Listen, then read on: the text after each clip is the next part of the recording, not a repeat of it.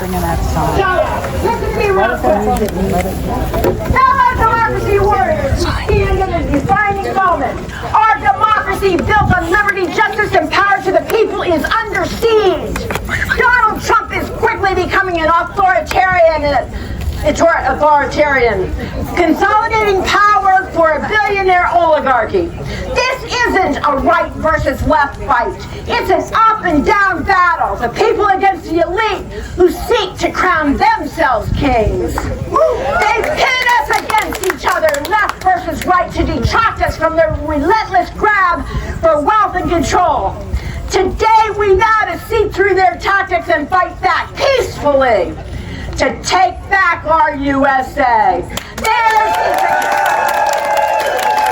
is a calculated power grab, serving oligarchs who aim to amass unchecked wealth and influence while we are divided.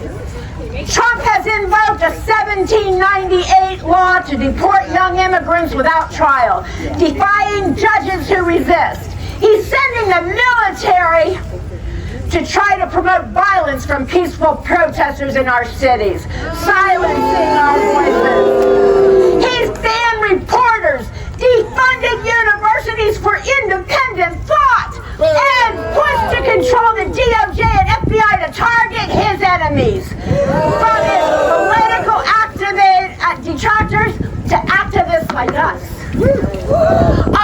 Trump's revenge tour. It's like watching a bad sequel where the villain sits in the director's chair.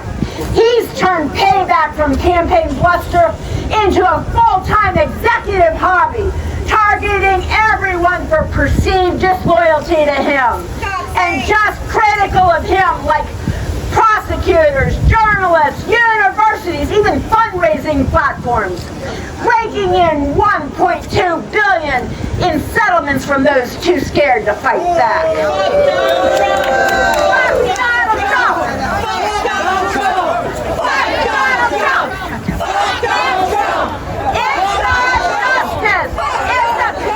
Please, I gotta do this fast. It's not justice, it's a billionaire's grudge match, weaponizing the government to chill dissent and remind us, cross your boss, and the boss crosses you out.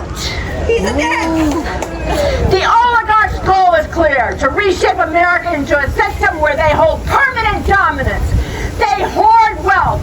The top 1% own over 30% of our assets, while pushing policies that gut worker protections, deregulate their industries, and erode public services. They fuel division to keep us fighting each other, ensuring we don't notice their tax breaks, their monopolies, and control over institutions like the media and courts.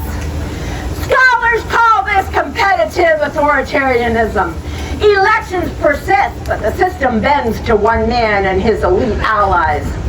Amnesty International warns of a human rights crisis. The cost? Families torn apart, protesters silenced, truth suppressed, all to entrench their power. If we don't act, we'll live in a nation where loyalty to wealth trumps our Constitution. This is our moment. The oligarchs want us to be divided, but we're stronger united. Here's how we fight: peacefully and powerfully. Vote relentlessly. Flood the polls in every election. Support leaders who defend the rule of law, not billionaire agendas. Resist non-violently. March, boycott, divest from companies backing this regime. On October 18th, today, we join millions to declare no kings in America. Unite across lines, talk to neighbors, even those who disagree. That's right. The oligarchs pit us against each other. But authoritarianism spares no one. Support justice. Fund the watchdogs and lawyers challenging these abuses in court. Every lawsuit weakens their grip. Trump's authoritarianism rises, fueled by revenge and elite greed, serving the billionaire class. But we are the antidote. They pit left against right to mask pursuit of wealth and control. But we see clearly now, this is our republic, not their playground.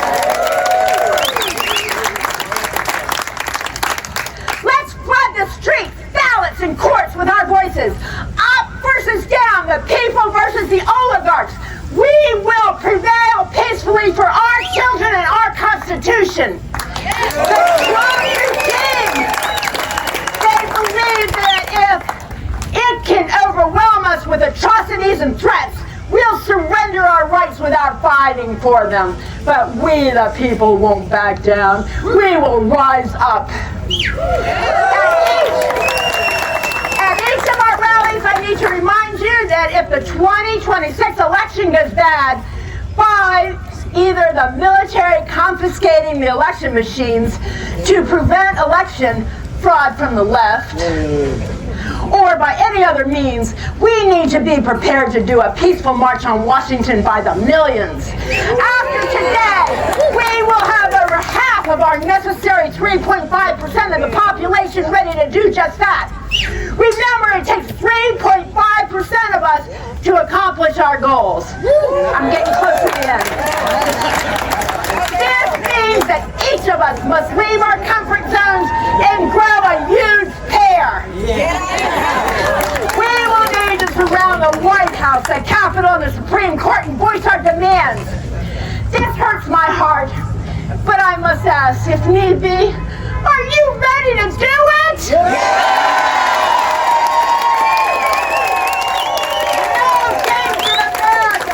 Rise up, fight on, and let's take our country back.